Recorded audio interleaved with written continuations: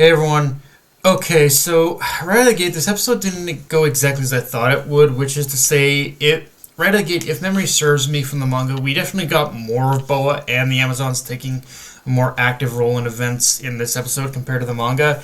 However, my prediction of seeing a fight between Boa and Blackbeard didn't happen, which, in retrospect, I am a little mixed on this because on one hand I would have liked to see more of the fight, as I did always feel we did get a little robbed by not being able to see her fight Blackbeard, but in retrospect, I think that was a narrative decision on Oda's part to keep certain things a secret until he felt the time was ready to reveal them, and I think on Toei's end of things, maybe their reasoning is that for as much as they're willing to expand on fights in the series, there are certain key things that they're just a little more careful in how they approach. Like I think Toei might be afraid of messing up the power dynamics with a fight involving Blackbeard and Boa, which I can kind of understand, considering again that Oda himself has been very tight-lipped in terms of really giving us a true measure of Blackbeard's strengths at this point. I think so. I think skipping over the fight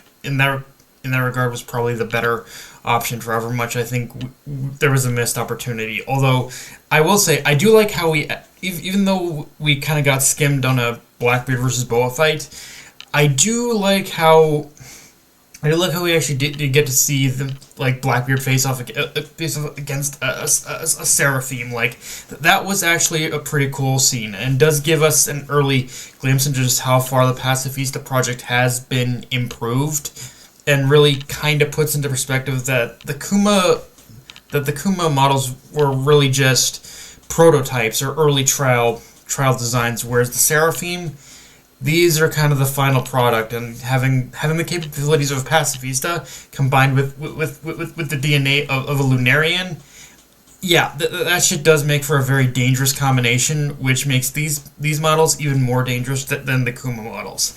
Which, yeah, speaking of the Seraphim's Pacifistas, the bigger thing, I guess, to talk about, I suppose, is that this is the first introduction to the Seraphim. So the ones we see here are obviously modeled after Boa and Mihawk. And honestly, in the latter's case, I gotta kind of correct a mistake I made way back when reading this in the manga for the first time, because during this point in the manga, I made the mistake of thinking the Mihawk Seraphim was modeled after King, when really its appearance, like a lot of them we'll see later on down the line, are actually modeled after the Warlord's younger selves, which, like child selves, which is kind of a nice way of tying what the Warlords look like as children into the story, outside of just giving us a look in their past, while also showcasing that, yeah, the whole thing with the abolition of the Warlords was probably inevitable regardless of what happened at the Reverie, as the government really doesn't need them anymore now that they have more obedient versions of those characters that will follow their every command, especially ones that are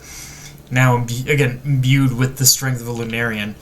Also, just on a basic narrative level, it is already interesting looking back on the introduction to these new Pacifista, as it kind of marks the beginning of one of the bigger narrative shifts in regards to who we get introduced to and just how much backstory we are going to get with so many characters, and the connective threads that Oda weaves to link them together. Like, it all begins kind of, oddly enough, with the creation of the Seraphim. Like, the Seraphim are kind of where the whole story of Egghead Island kind of begins. But, yeah, aside from that, though, there's not a whole lot to talk about with this episode, and in my mind, that is kind of the problem, which is to say, I feel this episode, while great, also had the potential to be a lot more than what we got. And even though Toei did add a few new flourishes, a few new scenes, a few new details, it did feel like they were playing it relatively safe in regards to what they adapted versus what they added. And again, given the context of the episode, I get why that is, but it still feels like they could have done a little bit more. Like, at the very least, though, they would give Kobe... I thought they would at the least give Kobe a little bit more to do in the episode. The only reason I think they didn't do anything with him, though, is just that that fear of messing up the power scaling. But I still think they could have done something more with Kobe in this episode than what we got. Like Kobe just kind of was... Like, Kobe, I guess, had more of an active role in this, in this episode than what he got in the manga, I guess. But at the same time, it didn't really. It kind of just all like led to, like ultimately it was gonna lead to the exact same place. But I figured we would get some more with Kobe in the.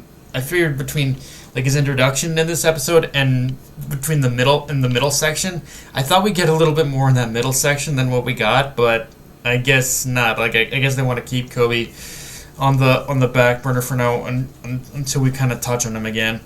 Uh, Outside of that, though, we get an interesting flashback before the Straw Hats left Wano, where Yamato admits to wanting to stay in Wano. And I'm not gonna lie, looking back on on this moment, Luffy's whole like his begrudging acceptance of Yamato wanting to stay in Wano, it almost feels a little.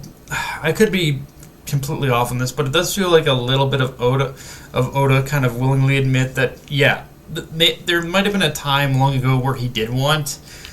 There might have been a time a while ago where he did want Yamato to join, but ultimately, I think narratively he just felt it was better if she didn't join, like for one reason or another. Like again, for me, I think it's because he might have ultimately. I think it's because ultimately he realized, yeah, I might have made Yamato a little too much like Luffy, and that would cause a bit of a problem in the dynamics.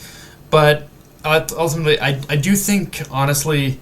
Ultimately, I personally always did think that Yamato was kind of better served being like sort of being one of the people in order to help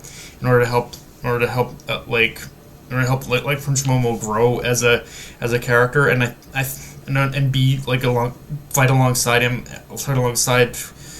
Momo as one with the Yakuza, and I'm like I think that does kind of suit her role just a little bit better in my opinion, but yeah, guys. That's pretty much all I got for this review. If you enjoyed the video, like, comment, subscribe. If you on Twitter, Analyst Crunchyroll, be sure to notification bell, hit the subscribe button, and just share the video around, guys. Dark Knight of Enemy, signing off. Later, everyone.